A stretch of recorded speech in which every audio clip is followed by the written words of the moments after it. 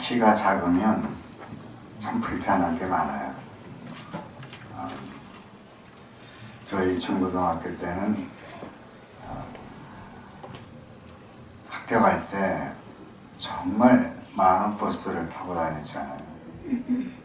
저는 꼭 버스를 탈 때 모자를 벗고 탔어요. 모자를 쓰고 이 손잡이를 잡으면 모자가 날려가지고 어디로 가는지를 몰라요. 키가 작아서 사람들 손박을 해서. 다른 게 이 설계하러 올 때도 이 강대상 높이도 그렇지만 마이크 높이 조절도 잘 안 돼서 키가 작은 건 불편함이 있구나 하는 생각이 들어요. 그렇다고 키 작은 것을 부끄럽다고 생각해 본 적은 없어요. 너무 애처롭게 보지 않으셨으면 좋겠어요. 제가 더보든 교회를 세 번째 방문을 합니다. 첫 번째는 조용히 와서 예배를 드리는 시간이었었고요. 그리고 두 번째는 그리고 오늘은 이제 설교하는 시간을 가졌는데요. 제가 설교를 하러 오면서 또 예배 가운데 느끼는 것은 더보든 교회 대표 기도하시는 분들이 참 기도를 잘합니다. 참 은혜스럽고 감동 있는 기도를 한다. 오늘 일부 예배 때 가운데서도 참 결혼도 하지 아니한 청년인데 기도를 참 은혜스럽게 잘해서 기도 내용으로 봐서는, 기도하는 모습으로 봐서는 내년에 서리집사 임명했으면 좋겠다 그렇게 부탁을 했어요. 실제 상황은 제가 잘 모르니까. 그리고 오늘 기도하신 집사님도 아마 안수 집사님이신가요? 예. 또 안수 집사님의 그 위치에 맞게 아주 중량감 있는 묵직한 기도를 해주셔서 이 더보든 교회는 기도가 은혜스럽다. 한 가지 아쉬운 것은 기도할 때나 설교할 때나 아멘 할 줄을 몰라. 왜 성도들이 이렇게 벙어리가 됐는지 모르겠어요. 나는 그 기도에 감동이 되고 은혜가 되고 너무 기도가 좋다라고 생각이 되어서 아멘을 하는데 왜 성도들은 아멘을 할 줄을 모를까? 그게 조금 아쉬운 면이 있어요. 여러분 좀 아멘하는 훈련이 있었으면 좋겠어요. 돈 드는 거 아니잖아요. 그래서 내가 늘 하는 이야기인데 아멘에서 손해볼 거 있어요. 아멘하면 나도 모르게 내 가슴에 그 순간 뜨거워져요. 그게 아멘이 가지고 있는 비밀이에요. 제가 오늘 설교 부탁을 또 오후 시간에 특강을 세미나 형식으로 해달라는 이야기를 들으면서 또 목사님이 5월 둘째 주일날 어버이 주일에 설교를 해줬으면 좋겠다라는 부탁을 받았습니다. 제가 어버이 주일의 설교를 이제 생각하면서 여러분들이 먼저 한 가지 부탁을 좀 드리는데 소설가 신경숙 씨가 쓴 책이 하나 있습니다. 한 13년 전에 쓴 책인데요. 엄마를 부탁해라고 하는 책입니다. 이 책은 13년 전에 출간이 돼서 굉장한 바람을 일으켰고 12개국으로 번역이 된 그런 책이기도 합니다. 책 제목이 참 뭔가 마음을 묵직하게 만들지 않습니까? 엄마를 부탁해. 저는 개인적으로 이 엄마에 대한 애틋한 사랑이 없습니다. 그래서 이 제목이 더 저의 가슴에 와닿았는지 모르겠는데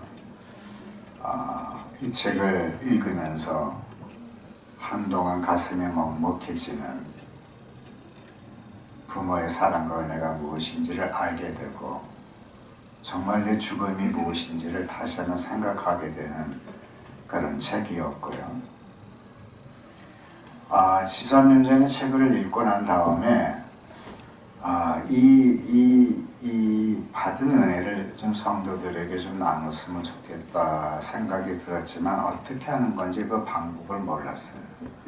그렇게 두 해를 넘기다가 저희 교회에서 어느 해 두 해를 넘긴 그 해에 5월 가정의 달을 맞이해서 이 책을 바탕으로 해서 근거로 해서 4번의 설교를 한 적이 있습니다.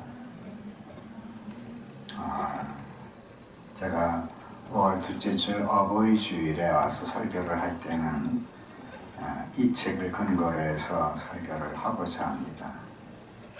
미리 이 말씀을 드려야 여러분들이 이 책을 읽고, 그렇죠? 이 책을 읽은 사람은 함께 설교를 통해서 교감이 이루어질 것이고 받는 은혜가 달라지리라고 생각이 되어집니다.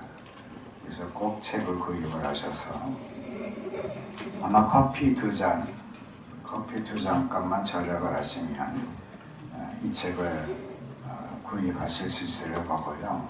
제가 가끔 서재에 가는데 아직도 그 책방에 이 책이 꽂혀 있는 모습을 더러 봅니다. 여러분들이 책을 구입을 하셔서 함께 읽으시고 5월 둘째 주일날 하나님께서 어떻게 우리 가운데 역사하실지 기대할 수 있기를 바랍니다. 오늘은 부활주의를 중심으로 해서 아마 전도 축제를 계획하고 있는 것 같아요. 그래서 오늘 거기에 포커스를 맞춰서 이 시간은 하나님의 마음이라고 하는 제목으로 말씀을 나누고 오후 시간에는 성령에 대한 이야기를 좀 나누도록 그렇게 하겠습니다. 옛날에는 넓은 땅에 비해 사람이 적었기 때문에 여기저기 떨어져서 마을을 형성하면서 작은 소집단 위주의 생활권 중심으로 살았습니다. 이러다 보니까 한 나라의 왕이 그 넓은 광활한 지역을 통치한다고 하는 것은 매우 어려웠습니다. 어렵다기보다는 불가능했지요. 지금처럼 교통수단과 통신수단이 발달되었던 시대가 아니었기 때문에 그 넓고 먼 지역을 다 다스릴 수가 없었던 것입니다. 이런 이유 때문에 만들어지게 된 것이 성경의 분봉왕이라고 하는 제도입니다. 쉽게 말하면 옛날 우리나라의 고을 원님과 같은 것이죠.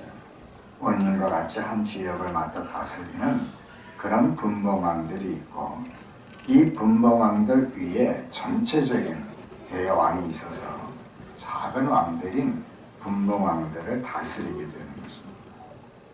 흔히 왕 그러면 우리는 큰 왕으로 대왕으로 생각하기 쉬운데 오늘 본문에 나타난 임금은 한 고을의 왕입니다. 성경에서는 분봉왕으로 표현하고 있는 그런 임금으로 생각하면 되겠습니다. 이제 예수님께서 이러한 집안 임금을 예를 들어서 말씀하고 계시는데 그 말씀의 주제는 하나님의 마음입니다. 하나님의 마음을 한 집안 임금의 예를 들어서 하나님의 마음을 말씀하고 있는 것이죠. 그 하나님의 마음은 어떤 마음인가 하면 사랑의 마음입니다. 우리가 보통 하나님은 사랑이시라 그렇게 표현하는데 그 하나님의 마음은 사랑의 마음입니다. 그런데 본문에는 그 사랑의 마음이 어떤 마음으로 표현되어지고 있는가 하면 아픈 마음으로 나타나고 있습니다. 하나님은 사랑이신데 하나님의 마음은 본래적으로 사랑의 마음인데 그 사랑의 마음이 본문에 한 지방 임금을 예를 들어서 이야기하고 있는데 그 하나님의 사랑의 마음이 아픈 마음으로 나타나고 있다고 하는 것이죠. 여러분, 사람에는 몇 가지 중요한 성격이 있습니다. 첫째는 주고 싶은 마음입니다. 정말 사랑한다면 그 사랑 속에 가지고 있는 성격이 뭔가 하면 주고 싶은 마음이 있습니다. 둘째가 함께하고 싶은 마음입니다. 그래서 정말 사랑하면 어떻습니까? 아침에도 함께 했는데 저녁에도 함께하고 싶어요. 함께하고 싶은 게 사랑의 성격이에요. 그리고 세 번째가 더불어 살고 싶은 마음이죠. 이래서 결혼을 하는 겁니다. 더불어 함께 살고 싶기 때문에 결혼하는 거예요. 너무 사랑하기 때문에 주고 싶고 함께하고 싶은 것으로 만족하지 못하고 더불어 함께 살고 싶은 거예요. 그렇게 결혼해 놓고 사람들이 이혼을 하죠. 나쁜 거예요. 못된 거예요. 잘못된 겁니다. 사탄이 조작하는 것이죠. 자, 이렇게 주고 싶고 함께하고 싶고 더불어 살고 싶은 이것이 사랑이 가지고 있는 성격이라고 하는 겁니다. 주고 싶은 마음입니다. 함께하고 싶은 마음입니다. 더불어 살고 싶은 마음입니다. 이것이 없는 사랑은 진정한 사랑이 아니에요. 진짜 사랑이라고 볼 수가 없습니다. 예를 들어서 우리 목사님을 사랑한다고 할 때에 목사님을 사랑한다고 하는 거기에는 주고 싶은 마음이 있고 함께 하고 싶은 마음이 있다고 하는 것이죠. 함께 살고 싶은 마음까지는 힘들어요. 불편하죠. 사모님만 할 수 있는 것이고 가족들만 할 수 있는 것이지 거기까지는 불편해요. 어찌됐든 간에 주고 싶고 함께하고 싶은 마음이 있는 거예요. 다시 말하면 목사님하고 한번 멋있게 신앙생활을 해서 우리 교회를 부흥시켜야 되겠다고 하는 그런 마음이 있을 수밖에 없다고 하는 거예요. 사랑한다. 정말 내가 목사님을 사랑하고 이 교회를 사랑한다면 그 사랑이 가지고 있는 성격 속에는 그런 것들이 있기 때문에 개인적으로 그런 마음이 든다는 거죠. 그러니까 목사님을 사랑한다고 하면 무엇보다도 함께하고 싶은 이런 마음이 있어야 되겠다. 이게 바로 사랑이 가지고 있는 성격이라고 하는 겁니다. 물론 부부간에도 마찬가지입니다. 부모와 자식 간에도 마찬가지죠. 사랑에는 주고 싶고 함께하고 싶고 더불어 살고 싶어 하는 그런 마음이 있습니다. 그러니까 이런 마음이 없다면, 이런 생각이 없다면 그것은 사랑의 모양은 있으나 진정한 사랑은 없는 거예요. 사랑에는 반드시 이 세 가지가 있어야 한다. 주고 싶은 마음, 함께하고 싶은 마음, 더불어 살고 싶어하는 마음. 이것이 사랑입니다. 그래서 사랑에는 무엇이 있어서는 안 되는 거 하면 사랑에는 고독이 있어서는 안 됩니다. 사랑에는 고독이 없습니다. 사랑은 결코 고독할 수가 없을 뿐만 아니라 사랑은 고독하지 않아야 됩니다. 바로 이런 이유 때문에 사랑의 배신을 당할 때 가장 슬퍼하게 되고 가장 고통스러운 고독에 빠지게 되어지는 것이죠. 사랑의 배신을 당하게 될 때 가장 슬퍼지고 가장 고통스러운 고독과 절망에 빠지게 되어지는데, 그러기 때문에 진정으로 사랑하는 마음이 있을 때는 혼자 있을 수가 없다고 하는 거예요. 함께 있고 싶고 같이 지내보는 것이 기쁘고 그 기쁨을 함께 나누고 싶은 것, 이게 사랑이라고 하는 것이죠. 우리는 너무나 어렵게 살아왔고 어렵게 살아가고 있기 때문에 그런지는 모르겠지만 사랑 그러면 무엇으로 생각을 하는 거 아니에요? 구제로 생각을 해요. 그래서 먹을 것을 주고 입을 것을 주는, 때로는 용돈을 주는 것으로 사랑을 생각하는데, 여러분 인생을 살아가면서 우리가 먹고 입는, 먹고 마시는 그런 절대 빈곤에서 벗어나면서부터 인생의 문제가 시끄러워지는 겁니다. 가정의 문제는 먹고 살기 힘들 때 일어나는 것이 아니라 살만 할 때 가정에 여러 가지 문제가 일어나게 되는 것이죠. 먹고 살기 힘들 때는 먹고 사는 것에 정신이 실려서 다른 거 생각할 겨를이 없어요. 근데 사실 먹을 것을 주고 입을 것을 주는 것은 기초적인 것을 지나지 않습니다. 사랑은 먹을 것을 주고 입을 것을 주는 이것보다 더 높은 차원에서 더불어 함께 하고 싶은 마음입니다. 이것이 사랑인 것이죠. 이 하나님의 사랑이 우리에게 나타날 때에도 하나님의 기쁘신 마음이 우리와 함께 하고 싶어 하시는 겁니다. 그래서 하나님은 우리와 함께 하고 싶어 하세요. 함께 하고 싶어 하시는 것이 하나님의 본래적인 마음이에요. 왜 그런가 하면 함께 하는 것이 사랑하기 때문에.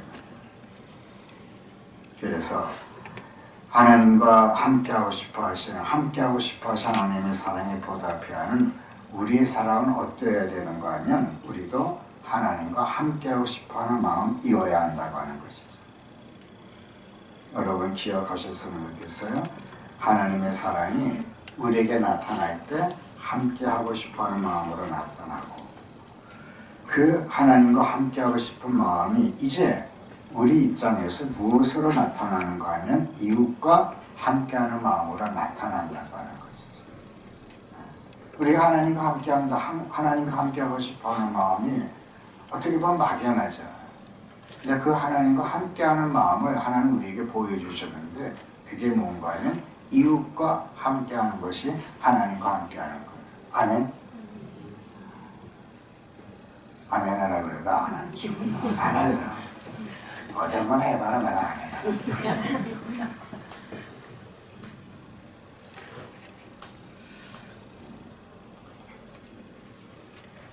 자, 이러한 하나님의 마음이 오늘 본문의 잔치 비유로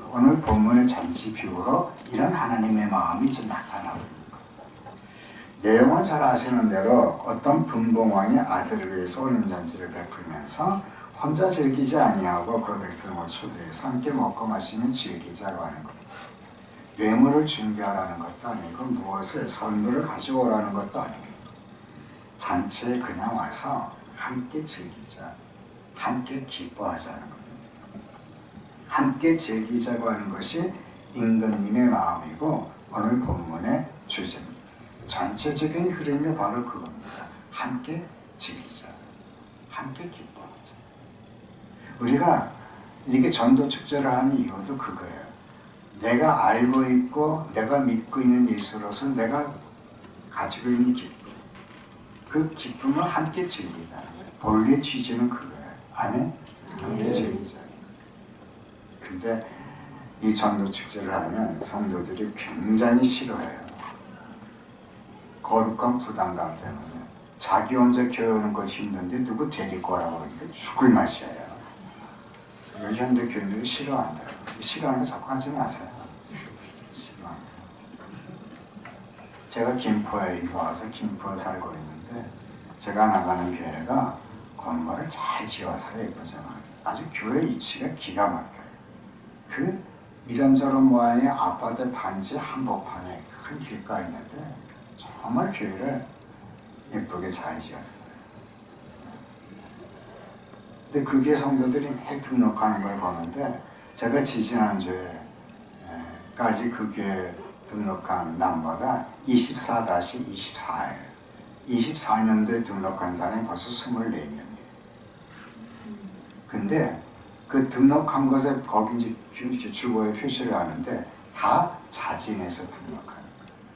그 교회 성도들이 전도해서 등록한 사람이 24명과 한 명도 없어요. 그 교회는 죽으라고 전도 안 해.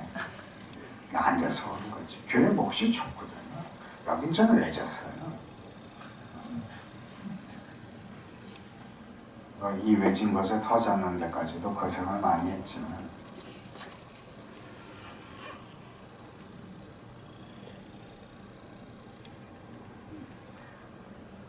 그러니까 이 청동원 전도 축제를 하자 그러면 요즘 성도들은 굉장한 부담감을 가지고 있어요. 얼마나 힘들어하는지 모르겠어요. 많이 이제 교회의 흐름도 바뀌었죠. 어찌되건 본문의 주제는 잔치를 베풀어 놓고 함께 즐기자는 거예요. 그런데 이 함께 하고자 하는 사랑에 그만 아픔이 있다고 하는 거예요. 왜 함께 하고자 하는 사랑에 아픔이 있느냐? 그것은 거절당했기 때문에. 여러분, 거절의 상처라는 게 굉장히 큽니다. 거절의 상처. 어릴 때 아이들이 자라면서 아빠, 우리하고 좀 놀아주면 안 돼? 안 돼. 아빠는 돈 벌으라고 바쁘잖아. 그렇게 어릴 때 받은 거절의 상처는요, 평생을 가요. 제가 목회하면서 늘 드린 말씀 가운데 하나가 뭔가 하면, 가정에서 받은 상처는 평생을 살아가면서 그 상처가 치료되어지지 않아요. 치료가 된 것 같지만 사실은 치료된 게 아니라 덮고 있는 거예요. 그러니까 가정 바깥에서 받은 상처는 가정에 돌아와서 치유받을 수 있어요. 아, 그랬니? 그랬구나. 그래도 우리는 하나님이 있잖아. 그래, 용서를 해줘야 되겠지? 친구는 예수를 모르니까 그랬을 거야. 우리가 용서하자. 이렇게 가정 바깥에서 받은 상처는 가정에 돌아와서 치유될 수 있어요. 그러나 가정에서 부모로부터 받는 이 거절감의 상처는 평생을 살아가면서 상처가 돼요. 예수를 믿어도 상처가 돼요. 그게 목사가 되고 장로가 돼도 그게 상처가 있어요. 조금 건드리면 그 상처가 훅 튀어나와요. 이 여러 번 거절의 상처라는 게 있어요. 사랑이 거절당하는 것보다 괴롭고 아픈 것이 없죠. 우리가 하나님을 전체적으로 한마디로 표현할 때 사랑의 하나님이라고 하죠. 하나님은 사랑이신데 그 사랑의 하나님이 구약에서는 기다리시는 하나님, 보성의 하나님, 심판의 하나님으로 나타나고 있는데, 신약에 넘어와서는 그 하나님이 계시의 하나님, 적극적이고 행동적인 하나님, 그 사랑하심이 너무도 간절하고 효과적으로 그 사랑이 드러나는 하나님으로 표현되어지고 있어요. 따라서 신약의 하나님은 찾아오시는 하나님이십니다. 구약에서는 기다리시는 하나님이신데 신약에서는 찾아가시는 하나님이십니다. 행동적으로 사랑하시는 하나님, 사랑하고 사랑해도 끝내 배신을 당할 때는 그 사랑의 한계를 가지고 우리를 미워하기까지 하시는, 심판하기까지 하시는 그런 찾아오시는 그런 하나님으로 신약에 나타나고 있어요. 오늘 본문이 그렇다는 겁니다. 신약에서의 하나님은 찾아오시는 하나님이신데, 이 찾아오시는 하나님이라고 하는 것은 우리 입장에서 본 찾아오시는 하나님이십니다. 우리 입장에서 하나님은 우리에게 찾아오시는 하나님이시죠. 우리 입장에서 오신 하나님이 찾아오신 하나님이라고 한다면 하나님 입장에서 어떻습니까? 내가 찾아간 거죠. 여러분, 이 전도 축제는 찾아가는 하나님의 사랑입니다. 찾아가지 않고는 전도를 할 수가 없습니다. 내가 찾아가지 않는데 어떻게 열매를 거둘 수가 있겠어요?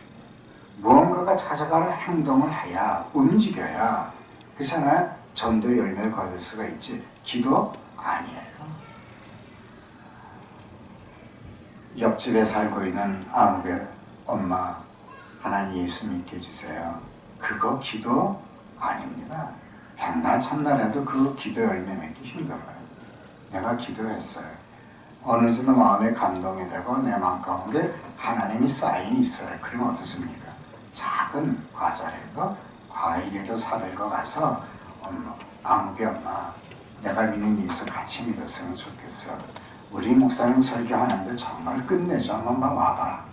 이렇게 행동으로 옮겨질 때, 찾아갈 때 전도 열매가 맺어지는 거예요. 아멘? 그렇지 않습니까? 행동적으로 사랑하신 하나님처럼 전도는 찾아가는 행동입니다. 그리고 우리를 찾아오시는 그 하나님의 사랑이 무시당하고 그 하나님의 사랑이 배반당했을 때 이제 뭐가 오는가 하면 무서운 심판이 있다는 것이 오늘 본문에 같이 이야기를 하고 있는 겁니다. 먼저 초청하신 하나님을 생각해 보면 준비를 다 해놓고, 잔치 준비를 다 해놓고 먼저 오라고 초청을 합니다. 그런데 싫다고 오지를 않습니다. 그러니까 다시 가서 아예 메뉴, 우리가 잔치할 때 이런 메뉴를 준비하고 있으니까 그 메뉴 설명까지 하면서 간청을 합니다. 소와 살찐 짐승을 잡고 모든 것을 다 갖추었다. 조금도 부족함이 없는 그런 잔치 자리가 마련되었으니까 그저 와서 즐기기만 하도록 오라는 것이죠. 그렇게 간절히 2번이나 초청을 했지만 그런 채도 하지 아니하고 심지어는 임금님들의 종들을 죽이기까지 하면서 오지를 않았습니다. 이것이 오늘 본문적인 중요한 부분이라고 볼 수 있겠죠. 오라고 간절히 애타게 부르십니다. 그럼에도 불구하고 오지를 않습니다. 우리가 참 전도하고 싶은 마음이 불타서 여러 모양을 애를 쓰고 꼭 오겠다고 다짐을 받아놓고도 안 오는 사람들이 있죠. 어쩔 수 없어요. 2번씩이나 그렇게 간절히 초청을 했는데 그럼에도 불구하고 그들은 오지를 않았어요. 그래서 마지막에 취한 방법이 뭔가면 길거리에 나가서 사람을 만나는 대로 데리고 생각해보면 이 임금님의 마음은 간절할 뿐만 아니라 끈질기기도 해요. 웬만하면 여기서 멈추고 그만둘만도 한데 그러지를 아니하고 기어이 이 잔치를 함께 즐기겠다는 것, 함께 즐길 작정을 가지고 있어요. 다시 말하면 끝까지 사랑할 마음을 가지고 있는 거죠. 어떻게 해서라도 이 잔치를 끝내고자 하는 겁니다. 이것이 인간을 사랑하시는 하나님의 일반적인 은총이라고 하는 겁니다.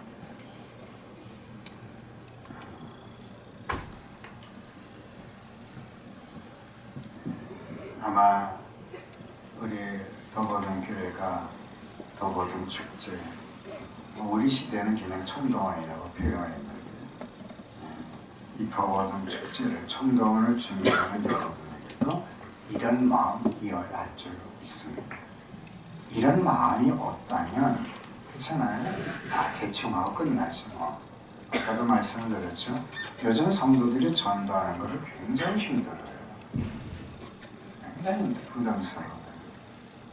그래서 이런 총동원, 이런 행사를 하면 제일 힘들어하는 사람이 뭔가 하면 교회 장로님, 안수사님, 권사님들이에요. 차면에서 누군가를 데려오긴 데려와요. 데려올 사람이 없어. 자신이 없어. 제일 부담스러워하는 게 장로님, 권사님, 안수집사들. 청년들은 힘바람이 나는데 요즘도 청년들이 예전 같지가 않아요.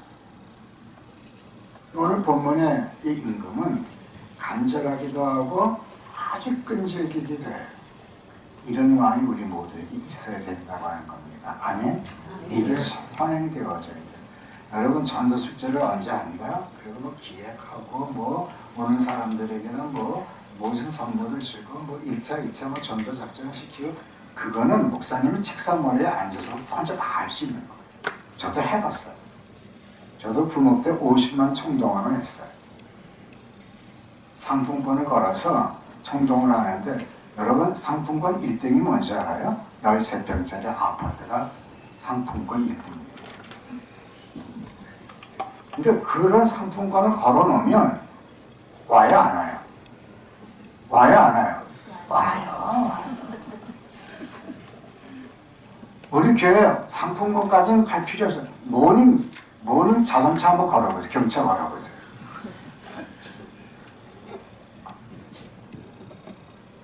어찌됐든 간에 여러분들 마음 가운데 간절하기도 하고 끈질기도 한 마음으로 이 축제를 준비를 해야 돼요. 그래야 열매를 맺어야 맺을 수가 있어요.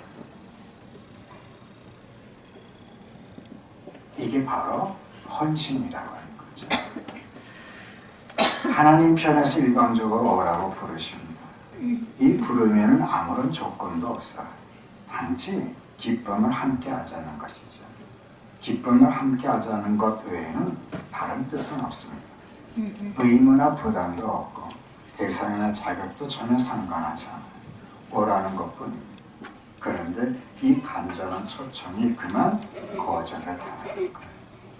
여러분, 거절당하는 것처럼 현대인들에게 있어서, 현대인들도 아니지, 인간의 본래적인 것에 있어서 거절당하는 것처럼 모욕적이고 참기 힘든 일은 없습니다.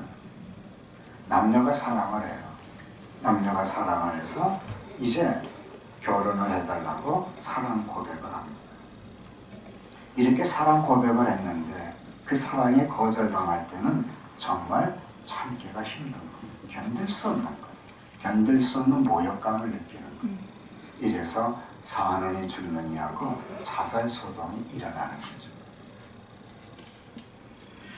여러분, 잔치라고 하는 것은 적어도 세 가지가 갖추어져야 잔치다운 잔치가 된다고 생각해요. 물론 음식이 좋아야 되죠. 메뉴가 안 좋으면 요즘 시대가 어느 시대인데 정말 잔치가 좋아요.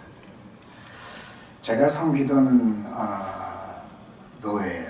노예는 노예가 있고 그 작은 그룹에 시차례가 있는데 저희 그 시차례 활동이 참 잘 움직여졌어요. 어느 교회가 이제 그 시차례를 주관하는 교회에서 어느 교회 가가지고 이제 점심을 먹고 식사를 하게 되어지면 정말 이상한 맛이에요. 하고 물어봤어요. 한번 그게 잘 친분 있는 권사님 왜 이렇게 이 교회는 왜 이렇게 맛이 이것도 아니고 저것도 아니고 왜 이상해? 이 좋은 재료를 가지고 목사님 고민이 있어요. 거긴 저마다 주인이야. 어떤 집사님이 맛있게 버무려 놨는데 다른 집사님 아보고 자기 맛이 아니거든. 그러니까 소금을 또 넣는 거야. 그리고 잘 정리를 해놨는데 그 다음에 와서 어떤 사람이 맛보는 그 맛이 아니고 또 후춧가루를 또 넣는 거야. 이게 맛이 아주 묘해져 버리는 거예요. 사공이 많아서. 그러면서 이게 고쳐지질 않아요. 참 골치 아픈 일이에요. 여러분, 사실 잔치집에서는요 무엇보다 음식이 좋아야 돼요. 음식도 좋을 뿐만 아니라 분위기도 좋아야 돼요. 잔치집의 분위기가 썰렁하면 아무리 좋은 메뉴도 먹고 싶은 마음이 없어요. 교회는 분위기가 좋아야 돼요. 아멘? 분위기가 좋아요. 여러분들이 그런 분위기를 다 만들어야 돼요. 그럼 어떻게 목사님 혼자 분위기를 만들겠어요? 따뜻하고 뜨거운 분위기. 제가 몇 주 전 어느 교회 가서 설교를 했는데 여기보다도 적게면 그 큰 교회가 문제가 생겨서 그동안 4, 5년 동안 고생을 하다가 우리보다도 적게 근데 분위기는 끝내줘요. 말끝마다 아멘 아멘이야. 얼마나 좋겠어. 들을 기가 있는 자는 들을지어. 자기를 보러 얘기하는 것인지도 몰라. 웃기만 하지. 그래도 아멘을 안 해. 어느 중에 아멘은 하겠지만. 자, 이렇게 음식도 좋아하고 분위기도 좋아야 하는데 여러 가지 말을 할 수 있겠지만 사실 이것은 별것 아니에요. 잔치집에서 제일 중요한 건 뭐예요? 손님이 많아요. 그렇죠? 여러분, 음식도 잘 준비를 했고 분위기도 데코레이션 다 꾸며서 분위기도 상상하게 만들어 놨는데 그런 잔치집에 손님이 없다면 어떻게 해요? 그래서 잔치집에서 제일 중요한 것은 손님이 많아요. 전 이번 우리 보든교회 축제 잔치집에 손님이 많을 줄을 믿습니다. 손님이 많을 줄을 믿습니다. 오늘 본문에는 그런 말씀이 없지만 다른 성경에서는 강권에 내 집을 채워라고 그랬잖아요. 여기도 그랬잖아요. 아문에 데려다 만나는 대로 모두 데려오라고 그랬죠. 강권에서 데려다 채워라고 그랬죠. 왜 그래? 잔치집에는 손님이 많아요. 어찌됐나 그게 보기 모양이 이렇게 좋은 거죠. 두 번째는 손님의 질의 문제이기도 하죠. 손님은 손님인데 유치하고 저질스러운 손님을 온다면 그것 또한 곤란하다고 생각이 들어요. 그리고 세 번째가 순수한 마음으로 와야 돼요. 요즘 잔치집 손님에게는 순수한 손님이 그리 많은 것 같지가 않아요. 순수한 마음, 깨끗한 마음, 오직 주인과 함께 즐거워하고 기뻐하는 그런 마음이 중요하다고 합니다. 오늘 본문의 임금도 손님을 초대할 때 청할 만한 사람을 초대했어요. 1차적으로. 그래서 내가 생각하고 마음에 두었던 청할 만한 사람을 초대를 했어요. 근데 그런 순수한 손님이 와주질 않았어요. 그런 임금의 마음이 얼마나 힘들고 괴로웠겠어요. 이 때문에 두 번째는 누구든지 오게 했으면 좋겠다. 누구든지 오게 함으로 인해서 자신의 마음을 달래겠다는 거예요.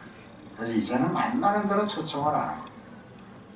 불거자이건 장님이건 죄인이건 악인이건 그런 거 상관하지 말고 다 데려다가 내 집을 채우라는 겁니다. 이 마지막 통첩은 사실은 가슴 아픈 결정이에요. 가슴 아픈 결정. 여러분 우리가 집안에 무슨 행사를 있거나 그럴 때 물론 다 초청하게 하지만 때로 우리가 선별해서 초청을 하잖아요. 그렇죠? 나하고 친분관계가 있고 이런 이해관계가 있는 사람들을 우리가 초청을 하잖아요. 근데 그런 사람들이 오지 못한다 그러면 얼마나 마음이 섭섭해요. 형편에 따라서 못 올 수도 있지만 그렇잖아요. 번번이 내가 초청했을 때 오지 못한다면 얼마나 마음이 섭섭해요. 그러니까 오늘 이 마지막 통첩은요 사실은 가슴 아픈 결정이에요. 마음 깊은 것으로부터 나오는 아주 애절한 요청을 나는 그러한 초청인 거예요. 어쨌든 호의를 거절한다고 하는 것은 주인의 마음을 아프게 하는 거예요. 오늘 본문에 보면 하나는 자기 밥 들어가고 하나는 자기 사업 들어가고 게다가 남은 자들은 어떻습니까? 그렇게 신분한간 종들을 능력하고 죽였다 그래서 바로 복음서에 보면 이 얼마나 큰 모독이고 어리석은 행패이겠습니까? 그러니까 이들은 전부가 하나같이 나를 생각했어요. 초청한 사람을 생각한 것이 아니라 자기 생각만을 생각했어요. 바로 여기에 문제가 있는 겁니다. 초청에 응하려고 하면 먼저 내 자신에 대한 계획이나 내 자신에 대한 생각은 잠시 내려놔야 돼. 잊어버려야 돼. 저 사람이 내가 저런 귀한 잔치 나를 초청했는데 내게 귀하고 바쁜 일이 있지만 그걸 잘 시간을 조정을 해서 내 자신에 대한 계획이나 생각을 잠시 내려놓고 잊어버리고 그 초청에 내가 응해야 돼. 그리고 그 초청 자체를 어떻게 감사하게 받아들여. 오만 가지 인상할 수가 많아. 여러분 이것이 초청에 응하는 자의 바른 마음이라고 하는 겁니다. 우리가 전도 축제를 준비를 해요. 도보등 교회 이웃사랑 전도 축제를 준비해요. 그러면 나에게 어떤 계획이 있고 나에게 어떤 여러 가지 있을지라도 내 계획이나 내 생각은 일단 좀 내려놓는 조정을 하는 거예요. 그리고 교회가 준비하는 이 전도 축제 포커스를 맞춰줘서 여기 응하려고 노력을 해야 돼요. 아멘? 아이씨, 그날 나 뭐 하고 있는데 그때 잘 잡아가지고 나하고 의논하지. 무슨 교회 행사를 그래 의논하고 합니까? 목사님이 기도하고 마음에 감동이 되는 아마 내가 알기로는 전례대로 하지 않았을까? 전례대로. 그렇죠? 전례대로 부활절, 추수감사절 그런 절기가림 이런 행사가 있는 걸 알고 그러면 내가 이 교회 성도라면 내 계획과 생각을 이 절기에 좀 비춰서 준비를 해야지. 다시 말하면 우리가 깨끗하고 순수한 마음으로 이 행사에 응해야 된다는 거예요. 그래 열매를 맺을 수가 있어요. 아멘? 성공 여부는 거기에 있어요. 저는 부목사부터 해서 40년 동안 총동을 해와요. 봄가을 했어요. 정말 성도들 싫어요. 그 성도들 싫어하는 성도들을 총동을 시키려고 그러면 작전을 시키잖아요. 작전 1차, 2차 2차에서 안 끝나니까 3차, 4차까지 해요. 네가 이기는 내가 이기는 한번 해보자. 그리고 막 그 작전한 거를 명단에 막 경건 교회 형부 정문에다 딱 붙이고 막 난리를 쳐요. 그래도 아는 사람 안 해. 죽으라고 안 해요. 장로가 10명, 1명이라고 쓸 수는 없잖아요. 근데 여러분 작전이라는 게 왜 중요한 거냐면 지금은 그야말로 작전이에요. 내가 전도하는 사람하고 의논하고 작정하는 게 아니에요. 내가 저 사람을 데리고 오고 싶다. 그냥 내가 작정하는 거예요. 근데 작정을 하는 것과 작정을 안 하는 것은 천지 차이입니다. 마음가짐이 그만큼 다르다는 거예요. 내가. 그래서 작정이 이래서 중요한 거예요. 그리고 두 번째가 작정을 했으면 이제 기도하는 거예요. 해보세요. 작정만 하지 않고 작정 안 하고 그 사람을 위해서 아침 저녁 끊임없이 끈질기 간절히 기도해보세요. 어떤 역사가 일어나도 역사가 일어나요. 일어나요. 꿈속에 자꾸 나타나가지고 괴롭히든지. 어떤 분은 그렇게 하시는 분도 있어요. 이상하게 한 번도 꿈에 보지 않던 아버지 그렇게 나타나요. 꿈속에. 한두 번도 아니고. 그렇게 꿈속에 나타나더래요. 왜 그런가? 왜 그런가 그랬대. 그 친구가 어느 날 전화를 해서 내가 그동안 너를 위해서 기도했으니까 너 돌아오는 주에 우리 교회에서 예배드리고 냉면 한 잔 먹자 그러더래요. 깜짝 놀랐대. 그러니까 작정은 내가 하는 거예요. 작정은 내가 하고 그 다음에 기도도 내가 하는 거예요. 그리고 마지막에 어떻습니까? 내가 행동으로 그에게 응해야 되는 거예요. 내가 너 작정시켜놓고 내가 기도했으니까 너 가야 되는 거야. 너 안 가면 큰일 나. 이렇게 반공갈치듯이. 오늘 본문에는 그 뜻이에요. 강건하여 내 집을 채우라는 거예요. 강건하다가 내 집을 데려다 오는 거예요. 그거는 본문의 초점입니다. 그러니까 여러분 대충 해서 때울 생각하지 마세요. 세월이 약이겠죠. 그래요. 마지막 주일만 넘기면 드디어 부활의 주일이 돌아온다.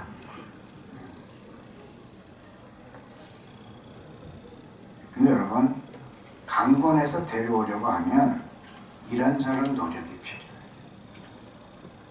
자, 내가 작정을 했어요. 기도했어요. 이제 강권에서 데려와야 되잖아요. 강권에서 데려오려고 하면 강권에서 데려오기 위해서 뭐가 필요해요? 노력이 필요해요.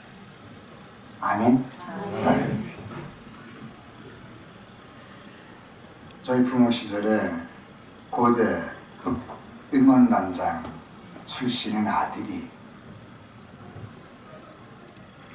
교회를 이제 잠시 출석하게 됐어요. 원래 서울에 사는 아들인데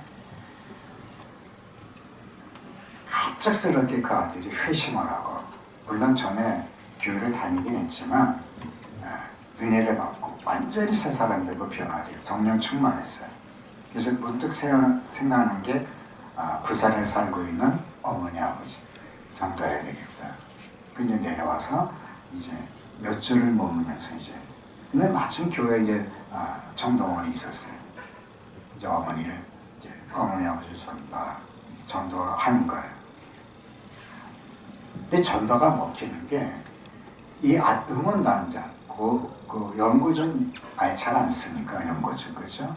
고려대 응원단장이라고 하면 그의 활동 반경은 굉장하거든요. 리더십도 있고 그게 보통 위치가 아니에요.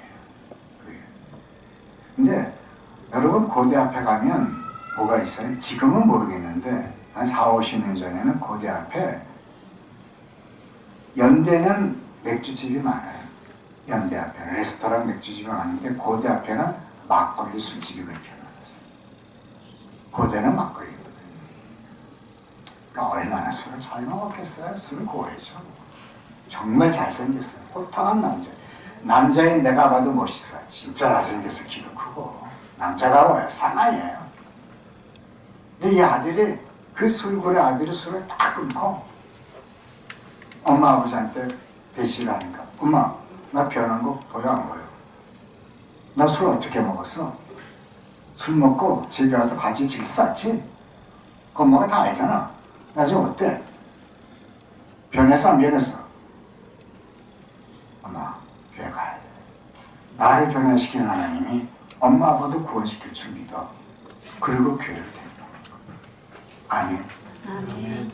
그러니까 내가 작정을 하고 내가 기도를 준비해서 이제 강건하게 그 사람을 데리고 오려고 그러면 그 사람을 데리기 위한 이런저런 뭐가 필요해? 노력이 필요해. 노력이 없이는 전도가 여러분 안 돼요. 아멘? 아멘. 노력이 필요해. 며느리가 예수 믿자 그래도 말을 안 들으면 할 수 없어요. 아들 집에 가서 한 3개월 사세요. 너 예수 믿겠다 그러면 내가 내 집으로 가고, 너 예수 안 믿겠다 그러면 내가 네 집에 살 건데 어떡할래 너? 그러면 시어머니 부담스러워서 일단은 예수 믿겠다고 말을 하겠죠. 그러니까 내가 작정을 하고 기도로 준비해서 이제 데리고 오려고, 강건하게 내가 데려오려고 그러면 뭐가 필요해? 이런저런 노력이 필요해. 아멘? 노력이 없어요. 저희 부모 때는 청동을 하면요, 전도지를 20만 장, 30만 장을, 그 인쇄소 가면 연이라는 게 있어요. 두루마리. 그게 뭐 10만 장이든 100만 장이든 그 용지, 그 종이값은 별 차이가 없어요. 그러니까 저희는 할 때 20만 장, 30만 장을 해요. 그럼 그걸 교 10km 내 반경 안에는 그 전도지를 새벽마다 뿌리는 거예요. 뿌려야 돼요. 집집마다 매일 집어넣는 거예요. 그러면 그게 한 3, 4개월 동안 매일 집어넣다 보면 동네 주민들이 궁금해서라도 그거 보고 와요. 하도 들이대니까. 하도 들이대니까. 그런 열정이 없이는요, 안 되는 거예요. 목사님 밤낮 뭐 이렇게 합시다.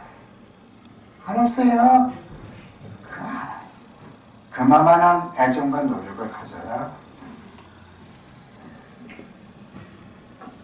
아직 원고는 10장이 더 남았는데 여기서 마치겠습니다.